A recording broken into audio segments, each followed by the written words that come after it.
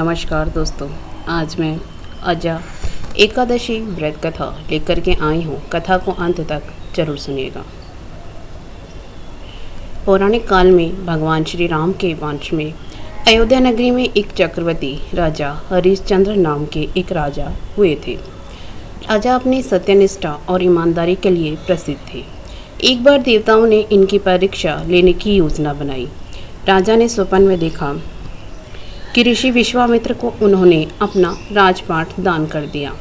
सुबह विश्वामित्र वास्तव में उनके द्वार पर आकर कहने लगे, तुमने स्वप्न में मुझे अपना राज्य दान कर दिया। राजा ने सत्यनिष्ठ व्रत का पालन करते हुए संपूर्ण राज्य विश्वामित्र को सौंप दिया।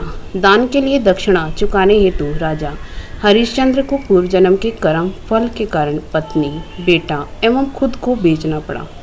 हरिश्चंद्र को एक डॉम ने खरीद लिया जो शमशान भूमि में लोगों के दाह संस्कार का काम करवाता था। स्वयं वह एक चांडाल का दास बन गया। उसने उस चांडाल के यहाँ कफन लेने का काम किया, किंतु उसने इस आपत्ति के काम में भी सत्य का साथ नहीं छोड़ा। जब इसी प्रकार उसे कई वर्ष बीत गए तो उसे अपने इस नीच कर्म पर बड़ा दुख हुआ और वह इससे मुक्त होने का उपाय खोजने लगा। वह सदैव इसी चिंता में रहने लगा कि मैं क्या करूं, किस प्रकार इस नीच कर्म से मुक्ति पाऊं। एक बार की बात है, वह इसी चिंता में बैठा था कि गौतम ऋषि उसके पास पहुंचे। हरिश्चंद्र ने उन्हें प्रणाम किया और अपनी दुख भरी कथा सुनाने लगे।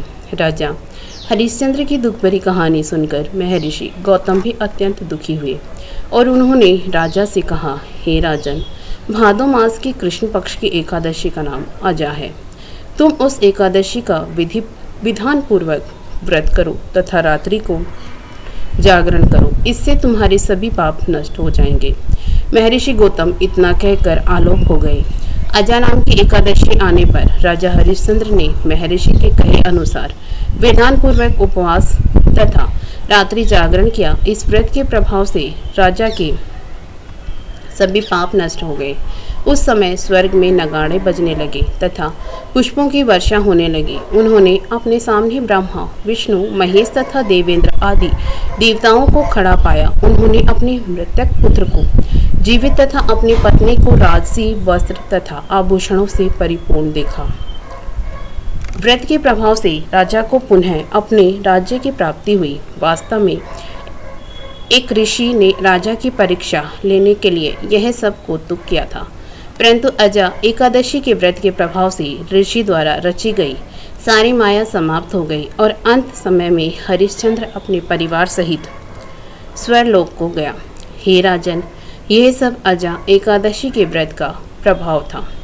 जो मनुष्य इस उपवास को विधान पूर्वक करते हैं तथा रात्रि जागरण करते हैं, उनके सभी पाप नष्ट हो जाते हैं और अंत में वे स्वर्ग को प्राप्त करते हैं।